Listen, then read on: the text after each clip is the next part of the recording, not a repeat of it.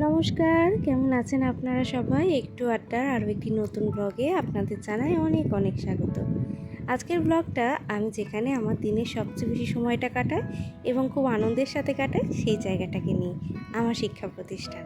দেখুন কীরকম রোদ্দুর উঠেছে, যা গরম পড়েছে, কিন্তু স্কুলের মাঝে এই বিরাট অশ্বত্থ গাছটার জন্য কিন্তু সেইভাবে গরম অনুভব করি না। আসলে আমাদের স্কুলের চারদিকটাই কিন্তু গাছ দিয়ে ঘেরা। ওই যে ওই দিকটায় রয়েছে আম গাছ সারি সারি দিয়ে, এখানে অশ্বত্থ গাছ। আর স্কুলের এই দিকটাতে কোনো বড় গাছপালা নেই, তো স্কুলের সামনের মাঠটাই এত বড় যে ওই দিকে রোদ্দুরে যাওয়ার প্রয়োজন হয় না।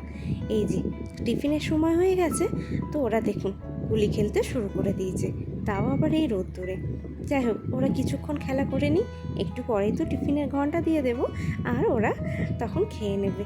একটু তো খেলারও দরকার আছে, তাই না? এদের এই ছোটোবেলার খেলাগুলো দেখে নিজেদের ছোটোবেলাটা কিন্তু খুব মনে পড়ে, জানেন তো। তখন খুব ভাবি যে আমরাও ছোটোবেলায় এই রোদ্দুরটাকে কোনোভাবেই গায়ে মাখতাম না।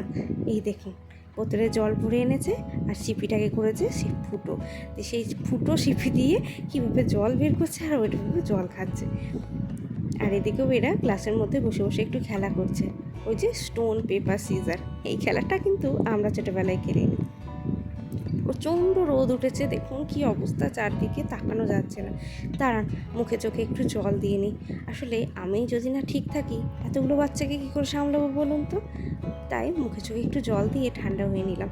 আসলে ওদের জল ভরার জন্য তো মিনি চালানো হয়েছিল, তাই একটু মিনি ঠান্ডা জলই দিয়ে দিলাম। চলুন, এবার সময় হয়ে গেছে, ওদের টিফিনের ঘন্টাটা দিয়ে দিই। এই যে ঘন্টা দেওয়ার নাম বলেছি, দেখুন কেমন ছুটে ছুটে আসছে। এটা ওদের কিন্তু ভারী প্রিয় একটা জিনিস।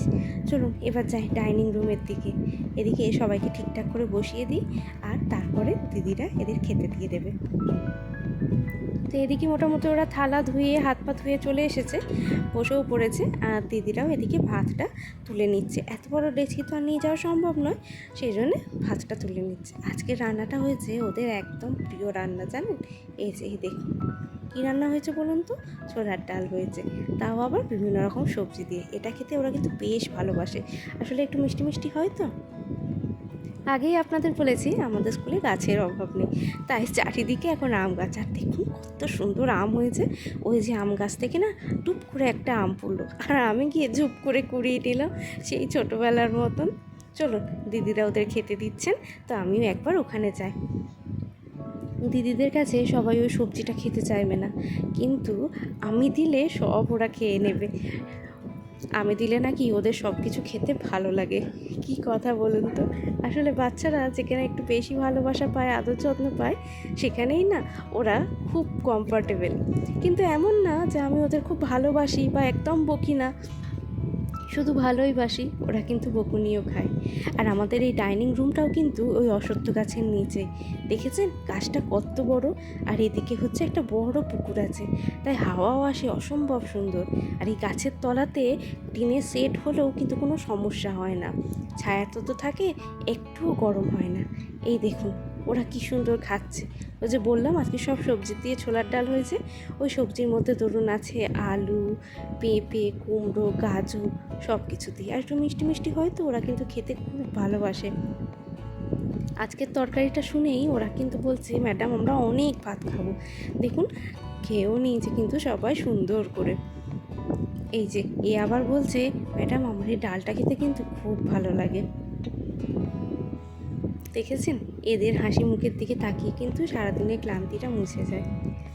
এই দেখুন স্কুলের বেল গাছটাতে এখনও কত বেল হয়ে আছে, কিন্তু জানেন বেল গাছের সব পাতা বেরিয়ে গেছে, নতুন পাতা গজিয়েছে, তো এই সময় আর বেল খেতে ভালো লাগে না।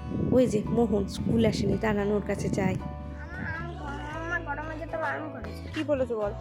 আমার মা বলেছে গরমে স্কুল যাস না। গরমে স্কুল যাস না? তাহলে এরপর যে পরীক্ষার খাতা দেবো, রেজাল্ট দেবো, হ্যাঁ তখন তখন আসবি তো? আর কদিন পরেই গরমের ছুটি পড়ে যাবে, ঠিক আছে? তাহলে আর 2 দিন স্কুল আসবে, কেমন? ঠিক আছে, যাও। বাচ্চারা কিন্তু স্কুল আসবে না, কিন্তু ওই পিঠে ব্যাগ নিয়ে আর ইউনিফর্ম পরে স্কুল আসবে না, কিন্তু ওরা কিন্তু সারাদিন এই স্কুলের মাঠেই ওরা খেলা করবে আর আমার কাছে এসেই বসে থাকবে, কিন্তু ওই স্কুল ইউনিফর্ম আর ব্যাগটা নিয়ে আসবে না। ভাবুন তো কী অবস্থা। ওই দেখুন আয়ান এসেছে, আয়ান আজকে আমার জন্য নিয়ে এসছে গরম চা, আমাকে অনেকক্ষণ থেকে ডেকেছে। এই দেখুন আমাকে দিয়ে দিল। ওদের ওই বাড়িতে গাছ আছে গরম চা গাছ, সেই জন্য আমাকে গরম চা এনে দিয়েছে। জানেন তো, আমি কিন্তু প্রায় ওদের কাছ থেকে এরকম ছোটোখাটো উপহার পেতেই থাকি। যদিও গরম চাগুলো এখনও পাকেনি, কিন্তু তবুও ভালোবেসে এনে তো দিয়েছে। আবার বলেও দিচ্ছে, ম্যাডাম ওই লাল দিকটা খান। তো চলুন একবার খেয়েই দেখি। এই যে নিয়ে বসে পড়েছি। বিশাল টক।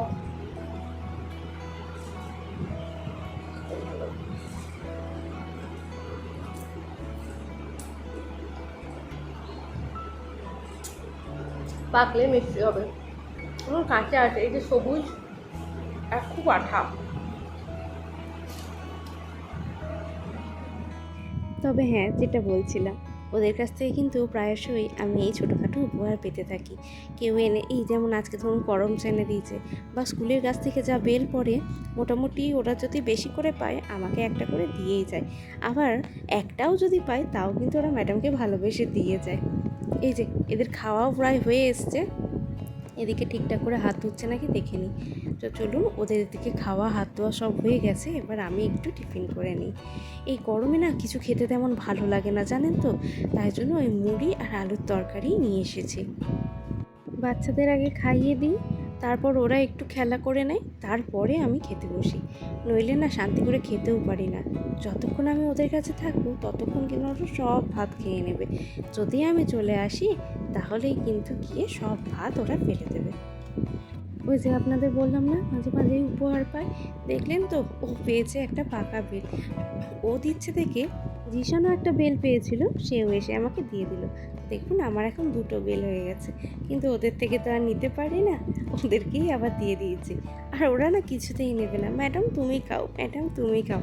আর আসলে বেল জিনিসটা আমি একদমই পছন্দ করি না, কিন্তু ওরাও ভালোবেসে দেয়, তাই মাঝে মাঝে রেখেও দিতে হয়।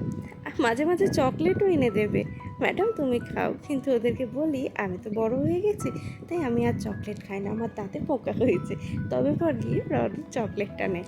চলুন, টিফিনও এদিকে শেষ হয়ে গেছে, আর কিছু অফিসিয়াল কাজকর্ম আছে, তো আমি সেগুলো করে নিই। নিজের পছন্দের কাজ করতে কিন্তু কখনোই বোর লাগে না, বা কখনোই কিন্তু খারাপ লাগে না। কিন্তু এই কাজটা হলো আমার একদম স্বপ্নের কাজ। আমি এই কাজটাতে, এই প্রফেশনেই নিজেকে দেখতে চেয়েছিলাম, আর আজকে আমি এই প্রফেশনেই আসি। তাই সারাটা দিন কিন্তু এই পছন্দের কাজের সঙ্গে কেটে যায় যে কীভাবে, মানে আমি কি বলবো, আমার না ভীষণ ভালো লাগে এই এদের সাথে দিন কাটাতে। এই দেখুন, নিত্য নতুন যা জিনিসপত্র নিয়ে আসবে, মোট কথা আমাকে ওদের দেখাতেই হবে। এই দেখুন কি সুন্দর তাস নিয়ে এসেছে, মানে ওই কাগজেই তাসের মতন গড় কাটা আছে, মানে তাসের যা কার্ডগুলো থাকে সেরকম কার্ড। আর এই দেখুন ও কোথা থেকে কি কুড়িয়ে এনেছে, দিয়ে তারপরে ওটি বানিয়েছে। কি বানিয়েছে ওই বাচ্চা ছেলের মনে ওই জানে। এই তাহলে একটু পড়াশোনা করতে হবে তো এবার। তাহলে সবাই বইটা বের করে ফেলো, অঙ্ক বই বের করো, সবাই সবাই। যাই হোক, ওদের সঙ্গে এইভাবে খেলাধুলা করে কাটিয়ে দিলে কিন্তু টিফিনের পরটা তো ওরা সুন্দরভাবে পড়াশোনা করে নেয়। কিন্তু যেদিন আর ওদের মুড থাকে না, সেদিন কিন্তু একদমই পড়াতে পারে না। আজ কিন্তু ওদের মুড আছে খুব ভালো, তাই দুটো ক্লাসকেই একসাথে বসিয়ে আমি এদিকে অঙ্ক করতে দিয়েছি। দেখুন কি সুন্দর অঙ্কগুলো করছে। আসলে বাচ্চা ছেলের মন না মতি, যেদিন ইচ্ছা হয় খুব ভালো করে করবে, আর যেদিন ইচ্ছা হবে না একদমই করতে চাইবে না, সেদিনকে আর জোর করেও আমার কোনো লাভ হয় না। সেদিনকে ওই অন্যান্য সাবজেক্ট, মানে ওই বিভিন্ন রকম ওদের যে স্বাস্থ্য শিক্ষা বইটা আছে সেটা নিয়ে আমার দিনটা চলে যায়। এত সুন্দর করে অঙ্কগুলো করে আমাকে এসে দেখিয়ে গেছে। ওরা বলছে ম্যাডাম আমরা আজকে সব কিছু বুঝতে পেরে গেছি। এই দেখুন একটার পর একজন এসে বই দিয়ে যাচ্ছে আর বলছে আরও দিন আরও দিন। শীতকালের দিকে এই টিফিনের পরটাতে একটা পিরিয়ড নিয়ে বাকি পিরিয়ডটা ওই ওদের খেলাধুলা করাতাম, কিন্তু এখন যা গরম, এই অবস্থায় তো আর বাইরে খেলাধুলা করানো যাবে না, তার জন্য বই খাতা নিয়েই বসিয়ে রাখি। আর ওরা কিন্তু যেদিন ইচ্ছা হয় সেদিন খুব ভালো করে পড়াশোনাও করে নেয়। দেখুন একজনের পর একজন আসছে, আর ওদের অঙ্কগুলো করতে এত ভালো লেগেছে যে ওরা খালি বলছে আরও অঙ্ক করব। বুঝতে না পারলেও আমি যতই বকি না কেন ওরা কিন্তু ঠিক আমার কাছে আসবে। আসলে একটু বকা না খেলেও পড়াশোনা কিন্তু হয় না, তাই না? সবসময় ভালোবেসে কি সব কাজ হয়? হয় না। মানে এই ধরুন একটু বদমাইশি করছে, একটু যদি জোরে বকে দিই ওরা কিন্তু আবার সুন্দরভাবে কাজটা করে নেবে। চলুন, পড়াশোনা অনেক হয়েছে, এবার ছুটির পালা। তো দেখুন এইভাবে কিন্তু ওরা আমাকে প্রত্যেক দিন টাটা দিয়ে যায়। আর আমি যত দূর পর্যন্ত যাব, ওরা যত দূর আমায় দেখতে পাবে ওরা কিন্তু ততক্ষণ ধরেই আমাকে টাটা দেবে। কি ভালো লাগে, আর এই অনুভূতিটা যে কি ভালো লাগে মানে আমি ভাষায় প্রকাশ করতে পারবো না। তো চলুন, কেমন লাগলো আপনাদের এই ব্লগটা আমাকে কিন্তু অবশ্যই জানাবেন। সারাদিনের সমস্ত খুঁটিনাটির পরেও, কাজকর্মের পরেও নিজের এই সময়টা কিন্তু একান্তই নিজের থাকে। মানে ওদের সঙ্গে নিজেকে যে কীভাবে ওতপ্রোতভাবে জড়িয়ে ফেলেছি ওই রবিবারটা এলেই না বুঝতে পারি, জানেন, যে দিনটা একদম কাটতে চায় না। যা রোদ্দুর বেরিয়েছে, আমাকে দেখুন কী অবস্থা। তাহলে চলুন আজকের ব্লগটা এখানেই শেষ করছি। টাটা।